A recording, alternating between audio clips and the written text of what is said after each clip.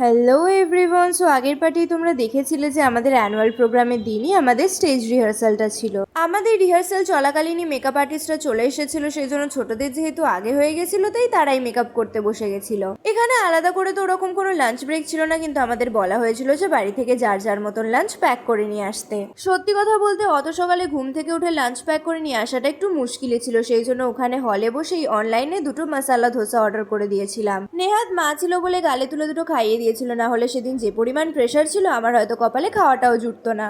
Order তো করেছিলাম দুটো ধোসা, কিন্তু তার মধ্যে একটা পুরোপুরি নষ্ট হয়েছিল, কারণ আমি একটা থেকে খুবই সামান্য খেয়েছিলাম। খেয়ে এসে আমি তো মেকআপে বসে গেছিলাম, আর বিশ্বাস করো এই 19 বছরে আমি টোটাল যে পরিমাণ মেকআপ ইউজ করেছি একদিনেই মনে হয় তারা সেই পরিমাণ মেকআপ আমার মুখে থুপে দিয়েছে। সো এটা ছিল আমার লাইফের ফার্স্ট ক্লাসিক্যাল আউটফিট, আর সেদিন যে আমার কি পরিমাণ আনন্দ হচ্ছিল সেটা আমি ভাষায় প্রকাশ করতে পারবো না। আর তোমরা আমাকে কমেন্টে বলো এই লুকটা কেমন লাগলো তোমাদের। সো প্রোগ্রামটা তো শুরু হওয়ার কথা ছিল 5টা থেকে, অ্যান্ড প্রায় অন টাইমে সেটা স্টার্ট হয়েছে। প্রদীপ প্রজ্বলনের পর আঙ্গিকাম দিয়ে নটরাজের চরণে ফুল অর্পণের মাধ্যমে আমাদের প্রোগ্রাম শুরু হয়েছিল। দেন ফার্স্ট পারফরমেন্সই ছিল আমাদের ক্লাসিক্যাল ভাহানা আলারিপু, যেটা সত্যি কথা বলতে এত বড় স্টেজে করতে গিয়ে আমি খুবই নার্ভাস হয়ে গেছিলাম, অ্যান্ড আমার এক্সপ্রেশনস দেখলে তোমরা সেটা পরিষ্কার বুঝতে পারবে।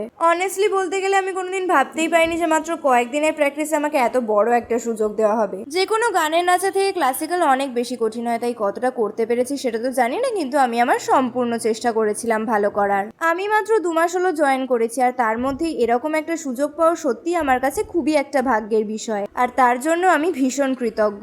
আর একটা ডান্স প্রোগ্রামের সময় ব্যাক স্টেজে যে কি পরিমাণ যুদ্ধ চলে সেটা একমাত্র আমরা ডান্সাররাই জানি। কপিরাইটের জন্য গান সমেত নাচ তো আমি পোস্ট করতে পারবো না, তবে আশা করছি আমার নাচের স্কুল নটরডাম কলা কেন্দ্রের অফিসিয়াল চ্যানেলে খুব তাড়াতাড়ি প্রোগ্রামের সমস্ত ভিডিওস পোস্ট হয়ে যাবে। সো আজকের জন্য এতটাই, দেখা হবে তোমাদের সাথে নেক্সট পার্টে কৃষ্ণলীলা নৃত্যনাট্যের মিনি ব্লগে। ততক্ষণের জন্য বাই বাই।